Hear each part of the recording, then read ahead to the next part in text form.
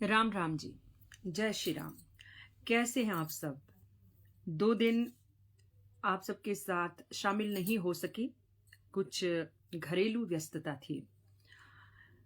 तो बीच में थोड़ी कड़ी टूट जाती है, कई बार हो जाता है, कभी कभी आप भी व्यस्त होते हैं, कभी मैं भी व्यस्त होती हूँ। लेकिन आज हम फिर वहीं से शुरू करेंगे जहां से हमने इसको छोड़ा था, जैसे कि आमतौर पे होता है। तो हम श्री रामचरितमानस के छठे कांड में लगे हैं, जो कि लंका कांड है। और लंका कांड में श्री राम और रावण युद्ध चल रहा है। श्री राम और रावण युद्ध में प्रसंग भी श्री राम और रावण का ही चला है, उनके बीच का युद्ध चला है।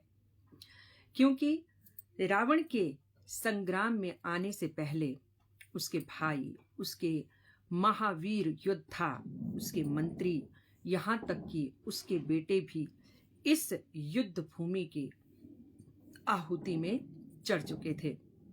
लेकिन रावण था कि मानता ही नहीं। रावण की पत्नी विलाप कर रही, रावण की पुत्र वधुएं विलाप कर रही, रावण की वीरांगनाओं की स्त्रियां रो रही। सब जगह त्राही त्राही है। सब लोग रावण को अब गालियां दे रहे हैं, क्योंकि रावण कुल घातक सिद्ध हुआ। रावण ने सारे कुल का नाश कर दिया, एक एक करके। लेकिन अभी भी नहीं मानता, और अभी भी ये कहता है कि जो बची खुची सेना है वो अगर युद्ध न भी करना चाहे तो ना करे, क्योंकि वो कहता है कि मुझे अपने बाहुबल पे बहुत अभिमान क्या, विश्वास है। तो ये उसका अभिमान ही कह रहा था। तो अब रावण चल पड़ता है युद्ध क्षेत्र की ओर, जहां पर वो अपने पूरे अस्त्र शस्त्रों के साथ, कवच के साथ और रथ के साथ आरूढ़ होकर अपनी मायावी और अपने अपार शास्त्र और शस्त्र ज्ञान के साथ युद्ध में उतरता है। तो जिसे देखकर विभीषण चिंतित होते हैं। और श्री रामचंद्र जी को देखते हैं कि श्री रामचंद्र जी के पास न तो रथ है, न कवच है, न बहुत सारे अस्त्र शस्त्र हैं, यहाँ तक कि उनके पैरों में जूतियां तक नहीं हैं। दिनेश शर्मा जी, जय श्री राम। कैसे हैं दिनेश आप? क्या चल रहा है आजकल? तो आजकल वैसे जो चल रहा है वो बहुत दुखद चल रहा है। बात देश की है, जैसा पहलगाम में हुआ। आप भी डालते रहते हो अपनी पोस्ट। जो हो रहा है वो ठीक नहीं है, लेकिन कहते हैं कि अब वो समय नहीं है कि महात्मा गांधी कहते थे कि कोई एक थप्पड़ मारे तो आप अपना दूसरा गाल कर दो, किया अहिंसा परमो धर्मः। अब ये समय आ चुका है कि दुष्ट अपनी दुष्टता अगर न छोड़े तो ईंट का जवाब पत्थर से देना पड़ता है। हालांकि किसी भी कौम में, किसी भी जाति में, किसी भी धर्म में सभी एक जैसे नहीं होते हैं, लेकिन वो कहते हैं कि गेहूं के साथ घुन भी पिसता है, तो वो वाली हालत हो जाती है। तो चलिए, ये हमारे देश का वर्तमान कालीन जो चला है वो तो एक किस्म से आपदा है ही। कितनों के घरों के चिराग बिना मतलब के बुझ गए।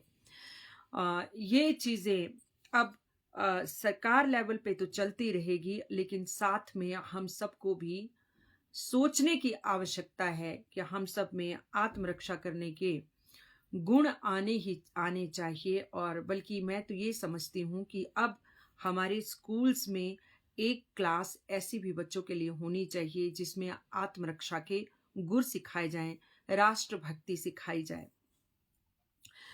तो अब चलते हैं, मैं आपसे बात कर रही थी युद्ध कांड की। तो युद्ध कांड में रावण और राम जी का युद्ध चला। अब सुरेंद्र सैनी जी, सुनील धीमान जी, हरमेश जी, कपिला शर्मा जी, कैसे हैं आप सब? जय श्री राम आपको। तो मैंने थोड़ी सी आपको समरी सुनाई।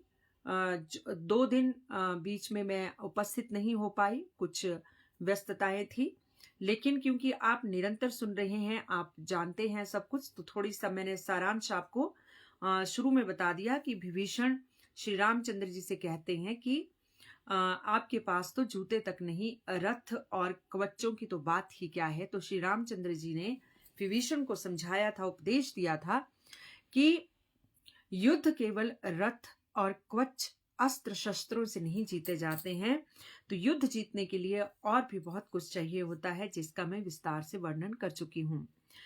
तो अब रावण युद्ध में है, भयंकर मारकाट मचा रहा है रावण, और जो रावण की आसुरी सेना है और श्री रामचंद्र जी की वानर और भालुओं की सेना है, उन दोनों का भी आपस में भयंकर मारकाट चली है।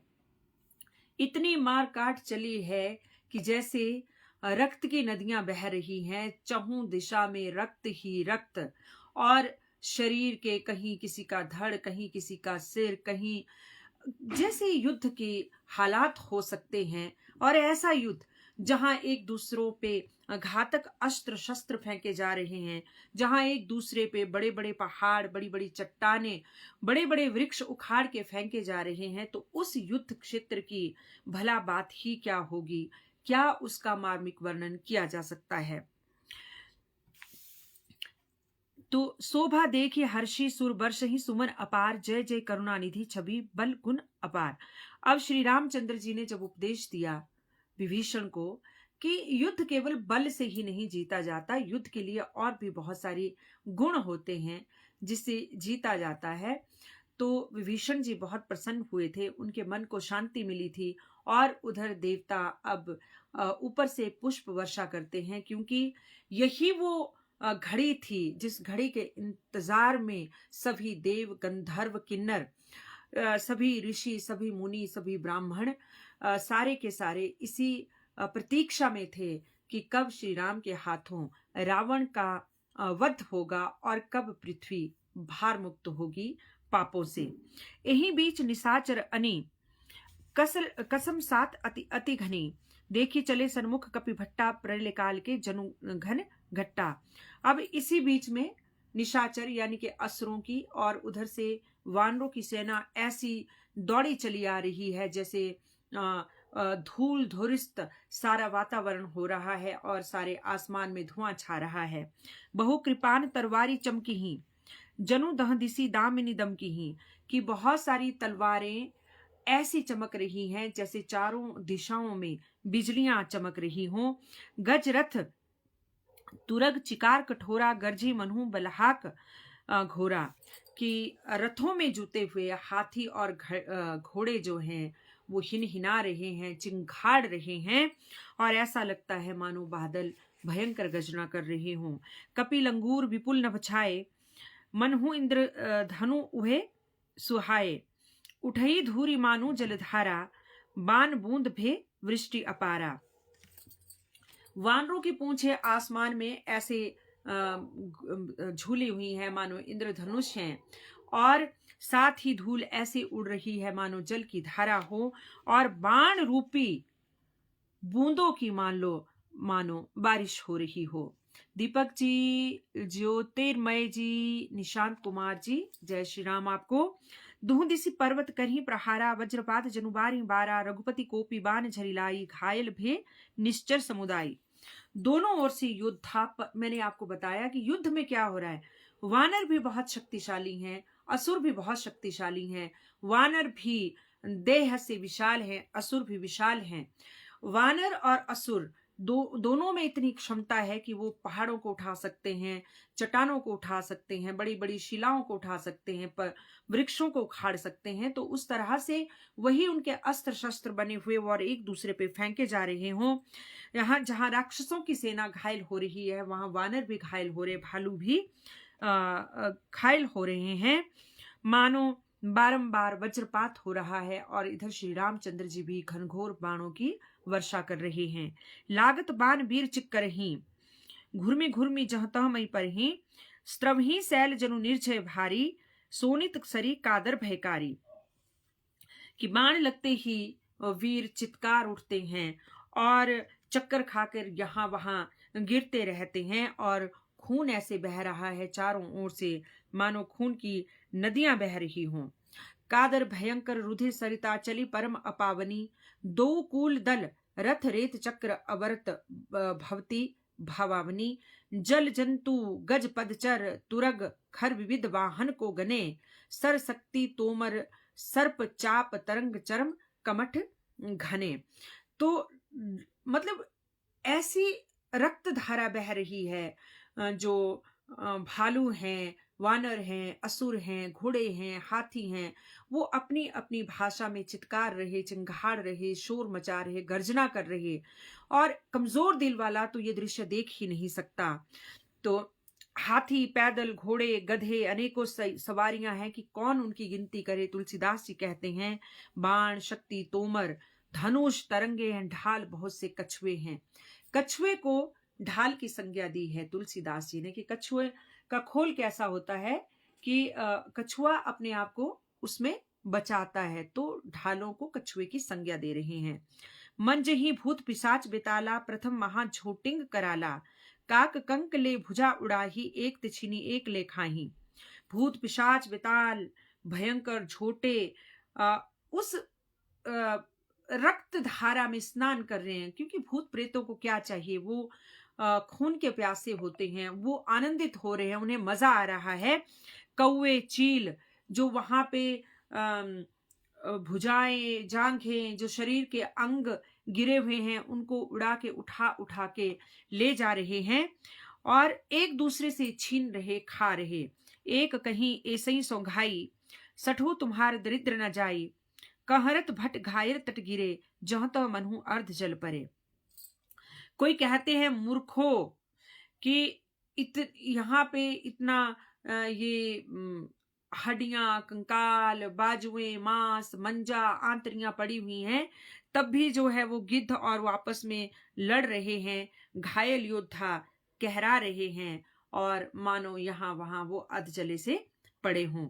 खेच ही गिद्ध आ तट भये, जनु बंसी खेलत चिद्दये। बहुभट बही चढ़े खग जाही, जनु नावरी खेले सरिमाही। अब ये बहुत ही हृदय विदारक दृश्य है। तुलसीदास ये लिखते हैं कि इस तरह का भयानक दृश्य श्री राम रावण के युद्ध में बना हुआ है कि जो चील, कौवे, गिद्ध हैं, वो जो मरे हुए वहां पे असुर हैं, उनकी आंतों को खींच रहे हैं, उनको एक दूसरे से उनके साथ खेल रहे हैं, उन्हें मजा आ रहा है, उनके लिए भोजन का प्रबंध हुआ है। और पक्षी, बहुत से योद्धा जो है वो उनके ऊपर चढ़े जा रहे हैं और ऐसे मानो वो नदी में नाव की सवारियां कर रहे हैं। जोगनी भरी भरी खप्पर संची, भूत पिशाच बधु नव संचही। भट कराल करताल बजा वहीं, चामुंडा नाना विधि गा वहीं। अब जो योगिनियां हैं वो नाच रही हैं, उनके हाथ में कंकाल हैं, उसमें वो खून भर भर के हंस रही हैं और चामुंडाएं योद्धाओं की खोपड़ियों की करताल बजा रही हैं। बहुत ही घिनौना दृश्य है। जम्बुक निकर कटकट कटही, खाई हुआई अगाई दपटही। कोटिनी रुंड मुंड बिनु डोलही, शीस परे मई जय जय बोलही। गिदड़ों के समूह मुर्दों को काट रहे, हुआ हुआ कर रहे, एक दूसरे से लड़ रहे, करोड़ों धड़ बिना सर के घूम रहे और फिर पृथ्वी पे पड़े जय जय बोल रहे। तो इतना खराब दृश्य श्री राम रावण युद्ध में जो है, वहां पे जिनका कोई कसूर नहीं है वो मरे जा रहे और मरी हुई लाशों को खाने के लिए गिद्ध, सियार, चील, कौवे, योगिनियां, चंडालनियां, भूत पिशाच, कई तरह के वहां पे प्राणी पहुंच रहे। बोलहि जो जय जय, मुंड रुंड प्रचंड सिर बिनु धावहि। खप्पर ही खग अलुची जुनहि, सुभट भटन ढवावहि। बानर निशाचर निकर मर्दहि, राम बल दर्पित भय। संग्राम अंगन सुभट सोवहि, राम सर निकर ही है। अब मुंड और सुंड बिना धड़ के सिर, कहते जब धड़ से सिर अलग होता है तो थोड़ी देर के लिए प्राण कहाँ जाते हैं, तो वो टांगे तो दौड़ रही होती हैं, तो वो बिना धड़ों के, बिना सिरों के धड़ दौड़ रहे हैं। और श्री रामचंद्र जी के बल से दर्पित हुए वानर राक्षसों के झुंड को मसले जा रहे हैं। श्री रामचंद्र जी के बाण समूहों से मरे हुए योद्धा लड़ाई के मैदान में सो रहे हैं। रावण हृदय विचारा, भा निश्चर संघार। मैं अकेल कपि भालू मही, बहुमाया करो अपार। अब रावण देखता है कि उसके सारे की सारी आसुरी सेना खत्म हो चुकी, मर चुकी। उसके बंधु बांधव, उसके पुत्र, उसके भाई, एक विभीषण को छोड़ के सभी के सभी मृत्यु की गोद में समा चुके हैं। तो रावण सोचता है कि अब ऐसे काम नहीं चलेगा, मुझे अपनी माया चलानी पड़ेगी। देव न प्रभु पयादे देखा, उपजा उर अति शोध विशेषा, सुरपति निज रथ तुरत पठावा, हर्ष सहित मातली ले आवा। अब देवता लोग आसमान से ये दृश्य देख रहे थे। वो देख रहे थे कि किस तरह से यहाँ पे सब कुछ चला हुआ है। रावण को भली भांति जानते थे देवता कि अगर इसने अपनी मायावी शक्तियों का प्रयोग किया तो श्री रामचंद्र जी की सेना के लिए, श्री रामचंद्र जी के लिए कुछ देर के लिए हो सकता है उन्हें मुश्किल हो, या रावण युद्ध का रुख ही पलट दे। तो देवताओं को क्रोध आता है, क्योंकि श्री रामचंद्र जी बिना रथ के युद्ध कर रहे थे। रावण युद्ध रथ पे कभी आसमान पे उड़ जाता, कभी इस दिशा में, कभी उस दिशा में। तो श्री रामचंद्र जी एक ही जगह स्थिर अवस्था में युद्ध करते। तो वो उनके लिए एक बड़ा दिव्य रथ भेजते हैं, और रथ था इंद्र का। मातली हर्ष के साथ उसे ले आया। तो जो उस रथ का सारथी, उसका नाम मातली था, वो बड़ा प्रसन्न हुआ कि श्री रामचंद्र जी की सेवा में आज उसे कार्य करने का अवसर मिला। तो मातली इंद्र का रथ लेके श्री राम रावण युद्ध में पहुंच जाता है। तेज पुंज रथ दिव्य अनूपा, हर्षि चढ़े कौशलपुर भूपा, चंचल तुरग मनोहर चारी, अचर अमर मन समगतिकारी। उस दिव्य अनुपम रथ पर अब श्री रामचंद्र जी आरूढ़ हो जाते हैं, और उस दिव्य रथ के घोड़े चंचल मनोहर अजर अमर मन के गति के समान दौड़ने वाले घोड़े थे। तो श्री रामचंद्र जी के पास कुछ ना होते हुए भी अब रथ तो आ ही गया था। रथारूढ़ रघुनाथ ही देखी, धाय कपि बलु बाई विशेषी, सही न जाई कपिन के मारी, तब रावण माया विस्तारी। श्री रामचंद्र जी को जब देखा वानरों ने कि अब श्री रामचंद्र जी रथ पे आ गए, तो विभीषण को तो प्रसन्नता हुई, साथ में जितने भी वानर थे, जितने भी असुर थे, उनको भी बहुत प्रसन्नता हुई, और अब उनका उत्साह और बढ़ गया। तो वो रावण के ऊपर दूर से प्रहार करने लगे। वही पत्थर, पेड़, चट्टाने, पहाड़, वृक्ष उखाड़ के फेंकने लगे। तो रावण के ऊपर जब एक साथ इतने वृक्ष, पत्थर, पहाड़ों उसके ऊपर वो होने लगा, प्रहार होने लगा, तो अब रावण ने अपनी मायावी शक्ति चला दी। सो माया रघुवीर ही बांची, लक्ष्मण कपिन सुमानी सांची, देखी कपिन निशाचर अनि, अनु सहित बहु कौशल धनी।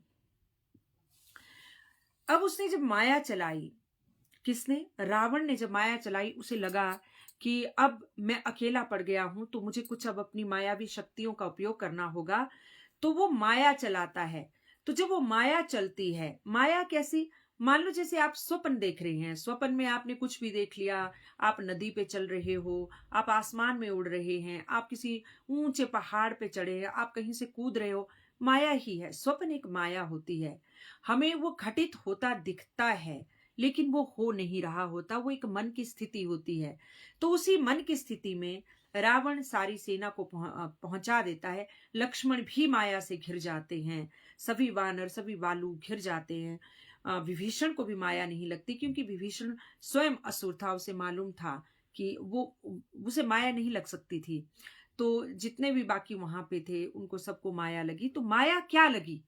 उनको ये दिखा कि जो असुरी सेना में थोड़े बहुत बचे थे, वो सारे के सारे वानर और भालुओं को राम और लक्ष्मण ही दिखने लगे। अब जब वानर और भालुओं को सारे असुर राम और लक्ष्मण दिखने लगे, तो वो उनके ऊपर कैसे प्रहार करते? वो माया से घिर गए। अब श्री रामचंद्र जी ने देखा कि रावण ने माया चलाई है, भालू और वानर जो है उस माया में संलिप्त हो चुके हैं। उन्हें लग रहा है कि सारे के सारे असुर श्री राम और लक्ष्मण हैं, वार करें तो कैसे करें? श्री राम और लक्ष्मण के लिए तो युद्ध कर रहे हैं। तो श्री रामचंद्र जी एक तीर चलाते हैं और सारी की सारी माया छट जाती है। बहु राम लक्ष्मण देखी, मरकट भालू मन अति अपखरे, जनु चित्र लिखित समेत लक्ष्मण, जहाँ सो तहाँ चित वहीं खरे। निज सेन चकित बिलोकी हंसी सरचाप सजी कौशल धनी, माया हरि हरि निमिष महु हर्षि सकल मरकट अनी। माया हट जाती है। बहुरी राम सब तन चितई बोले वचन गंभीर, द्वंद्व युद्ध देखो सकल श्रमित भय अतिवीर। श्री रामचंद्र जी ने अब सबकी ओर देखा और गंभीरता से कहा कि आप सब अब थक चुके हो। वो वानरों से, भालुओं से कहते हैं कि बहुत दिनों से युद्ध चला है, तो आप थक चुके हैं, आप विश्राम करें, कि रावण को अब मैं देखता हूं। वरुण देव जी, रवि तन्या डियर, कैसी हो? अशोक जी, सीमा कपूर जी, जय श्री राम आप सबको। अस कही रथ रघुनाथ चलावा, विप्र चरण पंकज सिरुनावा, तब लंकेश क्रोध उर्छावा, गर्जत तर्जत सन्मुख धावा। ऐसा कहकर श्री रघुनाथ जी ने ब्राह्मणों के चरणों में सिर नवाया और फिर रथ चलाया। अब रावण को बहुत क्रोध आया कि अब श्री राम, श्री तो रावण ने राम के लिए कभी शब्द ही उपयोग में नहीं किया, कि अब ये जो है ये मेरे सामने आ रहे हैं। बहुत क्रोधित होता है रावण, और ज्यादा क्रोध से, और ज्यादा अहंकार से, और ज्यादा घमंड से वो युद्ध के लिए आतुर होता है। और अब कुवचन कहता है, कहते हैं वो अपनी वाणी को भी खराब कर रहा है रावण। मौत सिर पे मंडरा रही है, काल मंडरा रहा है। पुत्र, भाई, बांधव, अपने सारे के सारे बलवान योद्धा, मित्र, रिश्तेदार, सारे के सारे उसने अपने अहंकार के बलिवेदी पे चढ़ा दिए। अब भी नहीं मान रहा है। लंका की सारी औरतों के ऊपर, रनिवास लंका के जो महल है उनकी सारी औरतों के ऊपर वैधव्य छा गया है। लेकिन रावण है कि अपने अहंकार से टस से मस नहीं होता है। और अब शब्द कहता है, जीते हूं जे भट संजुग माही, सुनु तापस में तिन्ही समनाही। रावण नाम जगत जस जाना, लोकप जाके बंदी खाना। कितना अहंकार है रावण में। क्या कहता है श्री राम से कि अरे तपस्वी, मैं उन लोगों में नहीं हूं जिनका तुमने वध किया है। मैं रावण हूं और मुझसे दसों दिशाओं के दिक्पाल भी घबराते हैं, थर थर कांपते हैं कि तेरा सामना अब मुझसे है। खर दूषण विराध तुम मारा, बदहु व्याध इव बाली विचारा। कि तुमने खर दूषण और विराध का वध किया और बाली को तुमने व्याध की तरह छुप के मारा। निश्चर निकर सुभट संघारे हूँ, कुंभकर्ण घन नाद मारे हूँ। कि भले ही तुमने बड़े बड़े राक्षसों का वध किया, भले ही कुंभकर्ण का वध किया, मेघनाद का वध किया तुम लोगों ने, आज उबैरु सब लेहु निबाही, जोरन भूप भाजी नहीं जा। आज मैं तुमसे सब चीजों का बदला लूंगा। आज करूं खलु काल हवाले, परिउ कठन रावण के पाले। कि आज तुम्हारा पाला रावण के साथ पड़ा है और आज मैं तुम्हें काल के हवाले निहत्थे ही कर दूंगा, भले ही मेरे पास कुछ ना हो। इतना अहंकार रावण के मस्तिष्क पे छाया है कि हम काल मंडरा रहा है। ये मृत्यु नहीं तो और क्या है, ये मृत्यु तांडव नहीं कर रही तो क्या है। रावण के सिर पे मृत्यु ऐसे ही तांडव कर रही है जैसे कालिया नाग के सिर पे श्री कृष्ण ने नृत्य किया था। सुनी दुर्वचन काल बस जाना, बिहसी वचन कह कृपा निधाना। सत्य सत्य सब तब प्रभुताई, जलपसी जनी देखाऊ मनसाई। रावण के दुर्वचन सुनकर भी श्री रामचंद्र जी तो त्रिकालदर्शी हैं। रावण दुर्वचन कह रहा है और वो मुस्कुरा रहे हैं, मंद मंद मुस्कुरा रहे हैं, क्योंकि उन्हें मालूम है कि काल इसके सिर पे नाच रहा है। ये नहीं कह रहा, इसका काल कह रहा है सत्य सत्य सब तब प्रभुताई, जलपसी जनी देखाऊ मनुसाई। तो श्री राम कहते हैं कि तुम सत्य वचन कह रहे हो रावण, तुम्हारी प्रभुता जो तुम कह रहे हो वो सत्य है, मैं स्वीकार करता हूं। और पर अब ज्यादा मत बोलो, अपना पुरुषार्थ दिखाओ, शक्ति दिखाओ, बल दिखाओ अपना। जनी जल्पना करी सुजसु, ना सही नीति सुनही करी क्षमा। संसार महापुरुष त्रिविध पाटल रसाल पनस मना। कि व्यर्थ बक बक करके अपना जो यश है उसको क्यों खराब कर रहे हो। कहते कि अपने मुंह मियां मिट्ठू बनना। तो जब हम अपनी प्रशंसा अपने आप करते हैं तो हम अपने गुणों को एक किस्म से अ, अपने आप ही उन्हें मसलते हैं। क्षमा करना कि तुम्हारी नीति सुनाता हूं, सुनो। अब श्री रामचंद्र जी क्या कहते हैं रावण से, बड़ी सुनने वाली बात है कि संसार महापुरुष त्रिविध पाटल रसाल पनस समा, कि संसार में 3 प्रकार के जो हैं मनुष्य होते हैं। एक सुमन प्रद एक सुमन फल, एक फल ही केवल लागही। उसी प्रकार 3 प्रकार के फूल भी होते हैं। तो 3 प्रकार के फूल कैसे हैं? 3 प्रकार के वृक्ष होते हैं। तो एक प्रकार का वृक्ष ऐसा है जो केवल फूल ही देता है, एक प्रकार का वृक्ष ऐसा है जो केवल फल देता है, एक प्रकार का वृक्ष ऐसा है जो फल और फूल दोनों देता है। तो जो केवल फूल देते हैं वो वृक्ष पाटल है, और जो फल और फूल दोनों देते हैं वो आम है, और जो केवल फल ही देता है वो कटहल है। उसी तरह से 3 प्रकार के पुरुष हैं, एक आम के पेड़ की तरह, एक पाटल के पेड़ की तरह, एक कटहल के पेड़ की तरह।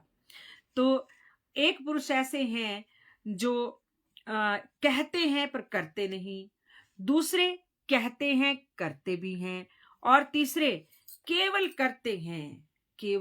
करते हैं लेकिन कुछ कहते नहीं, है ना। एक कहकर कुछ करते हैं, एक कहकर भी कुछ नहीं करते, और एक कहते कुछ नहीं लेकिन करते हैं। तो जैसे 3 प्रकार के पेड़ होते हैं, 3 प्रकार के पुरुष होते हैं। और तू किस प्रकार के पुरुष में पड़ता है? राम वचन सुनी बिहसा, मोखी सिखावन ज्ञान, बयुरु करत नहीं तब डरे, अब लागे प्रिय प्राण।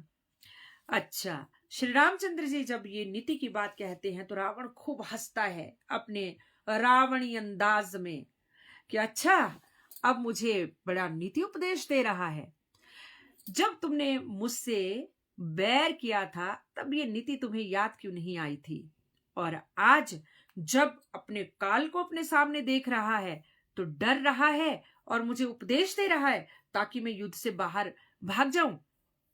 कहीं दुर्वचन क्रुद्ध 10 कंधर, कुलिस समान लाग छाणे सर।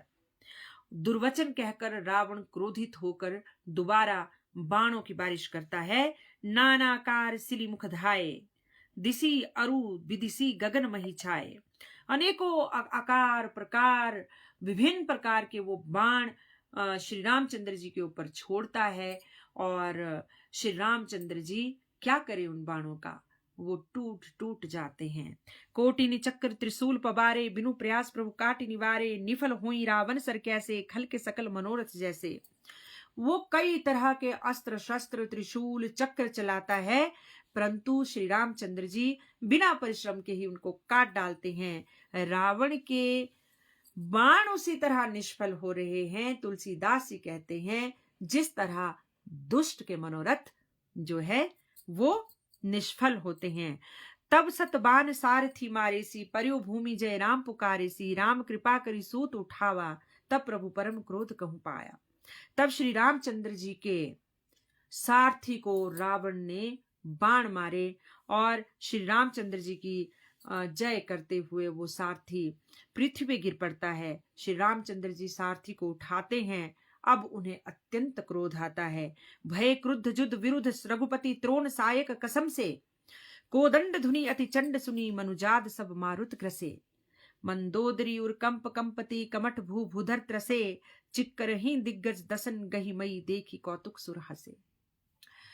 प्रदीप जसवाल जी, यशपाल जी, अंकुश जी, डॉक्टर रविंदर जी, जय श्री राम आप सबको। युद्ध में शत्रु के विरुद्ध जब श्री रामचंद्र जी क्रोधित होते हैं तो तर्कस में बाण कस मसाने लगते हैं, यानी कि सारे के सारे बाण बाहर आने को आतुर हो रहे हैं। उनके धनुष का प्रचंड टंकार सुनकर मनुष्य, पक्षी, राक्षस सब डर गए। मंदोदरी का हृदय कांप गया। महल में बैठी हुई मंदोदरी का हृदय भी कांप गया। कोदंड धनुष की टंकार से समुद्र, कच्छप, पृथ्वी, पर्वत, दिशाओं के हाथी सब डर गए, चिंघाड़ने लगे। जब ये सब होता है तो देवता हंसते हैं। ताने चाप श्रवण लगी, छाणे विसक कराल, राम मार गन गन चले, लहल हाथ जनु ब्याल। धनुष को कान तक तान कर श्री रामचंद्र जी ने बाण छोड़े और श्री रामचंद्र जी के बाण ऐसे जा रहे थे मानो हवा में सांप लहरा रहे हों। चले बाण सपच्छ चनु उर्गा, प्रथमई हतयु सारथी तुर्गा। रथ भिजंती हति केतु पताका, गर्जा अति अंतरबल थाका। कि पहले बाण ऐसे चल रहे थे जब मानो पंखों वाले सर्प चल रहे हों। वो रावण की जो ध्वजा होती है रथ की उसको काट डालते हैं, रावण के सारथी को मार डालते हैं, रथ चूर चूर हो जाता है, ध्वजा पताका गिर जाती है।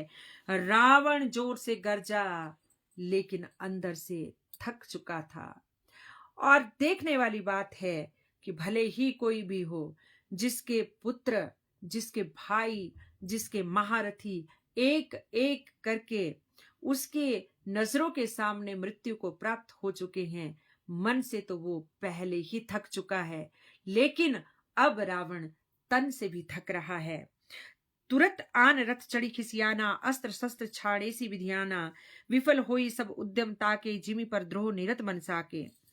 अब तुरंत उसने वो रथ पे चढ़ा खिसिया के, फिर नाना प्रकार के अस्त्र शस्त्र से फिर वो उनको उठाता है, लेकिन उसके सारे अस्त्र शस्त्र सब निष्फल हो रहे हैं। तब रावण 10 सूल चलावा, बाजी चारी महिमारी गिरावा, तुरग उठाई कोपी रघुनायक, खींची सरासन छाड़े सायक। तब रावण ने 10 त्रिशूल छोड़े, श्री रामचंद्र जी के चारों घोड़ों को मारकर पृथ्वी पे गिरा दिया। घोड़ों को उठाकर श्री रामचंद्र जी ने क्रोध करके धनुष बाण खींचा। रावण सिर सरोज बनचारी, चली रघुबीर सिली मुखधारी, 10-10 बाण भाल 10 दारे, निसरी चले रुधिर अपारे। अब क्या है कि रावण और श्री रामचंद्र जी के बीच में शक्ति युद्ध चला है। अब इस युद्ध में रावण के पास अनेकों प्रकार के अस्त्र शस्त्र हैं, माया है, शक्ति है, शास्त्र ज्ञान है, शस्त्र ज्ञान है, शिव का परम भक्त है, और इधर श्री रामचंद्र जी मर्यादा पुरुषोत्तम है। उनके पास अपनी दिव्यता है, उनके पास अपनी मर्यादाएं हैं, धर्म है, पितृभक्ति है, ब्राह्मणों, पृथ्वी, गौओं, देवताओं, पशुओं, मनुष्यों, निसहाओं के लिए अत्यंत दया है, वो कृपा के सागर हैं। और उनके पास भी अस्त्र शस्त्र की कमी नहीं है, अस्त्र शास्त्र सब कुछ श्री रामचंद्र जी के पास है। आशीर्वाद है पिता का, आशीर्वाद है माताओं का, आशीर्वाद देवताओं का, और बड़ी बात क्या है, भोले शंकर जी उनके परम भक्त हैं। तो अब लड़ाई किस में हो रही है? रावण जो कि शिव भक्त है और श्री राम जिनके शिव भक्त हैं। तो ऐसा द्वंद्व, ऐसा युद्ध श्री राम और रावण में चला है। इधर से उधर अस्त्र शस्त्र छोड़े जा रहे हैं, कभी एक का घोड़ा आहत होता है, कभी दूसरे का, कभी एक का सारथी आहत होता है, कभी दूसरे का, कभी रावण माया चलाता है, कभी श्री राम माया हटाते हैं। युद्ध अब केवल श्री राम और रावण में हो रहा है। असुर और जो जितने भी वानर और भालू हैं, और श्री रामचंद्र जी के साथ जितने भी लोग हैं, विभीषण हैं, अंगद, हनुमान, नल, नीर, जामवत, ये सब के सब श्री रामचंद्र जी ने इनको विश्राम करने के लिए कहा है। युद्ध केवल 2 लोगों के बीच में चल रहा है। तो ये श्री राम और रावण का युद्ध है। ये बड़ी आसानी से जो है इसके जो कहते हैं इसके जो परिणाम है उस पे न पहुंच पाता शायद कभी, अगर विभीषण ने अपनी इसमें भूमिका नहीं निभाई होती। मैं बार बार कहती हूँ कि घर का भेदी लंका ढाए, और इसीलिए और ये भी मैं आपसे कहती हूँ कि श्री रामचरितमानस से हमें ये भी सीखना है कि अपने घर के व्यक्ति को, वो चाहे निर्बल ही क्यों ना हो, चाहे अज्ञानी ही क्यों ना हो, चाहे मूर्ख ही क्यों ना हो, उसे कभी दुत्कारे नहीं। क्योंकि आपकी अगर शक्तियों का उसे पता है तो आपकी कमजोरियों का पता भी उसी को है। कभी किसी को इतना न सताएं, अपने परिवार के किसी सदस्य को, कि वो इतना आहत हो जाए, आपके दुश्मनों के साथ मिल जाए, और दुश्मन जो आज तक आपकी शक्तियों के साथ युद्ध कर रहा था, अब उसके पास आपकी कमजोरियां हैं, तो अब आपको श्री राम भी नहीं बचा सकते। तो आज के लिए बस इतना ही। और बने रहिएगा इस तरह से। लेकिन आपसे मैं आज से 4 दिन की छुट्टी मांग रही हूँ। 4 दिन मैं आपके साथ श्री रामचरितमानस का पाठ करने में उपस्थित नहीं हो पाऊंगी, कुछ घरेलू व्यस्तताएं हैं। तो 4 दिन के बाद मैं पुनः आपके साथ फिर हाजिर होंगी, श्री रामचरितमानस को फिर से प्रस्तुत करूंगी। आपका स्नेह ऐसा ही मिलता रहे। जय हिंद, शुभ रात्रि, जय श्री राम।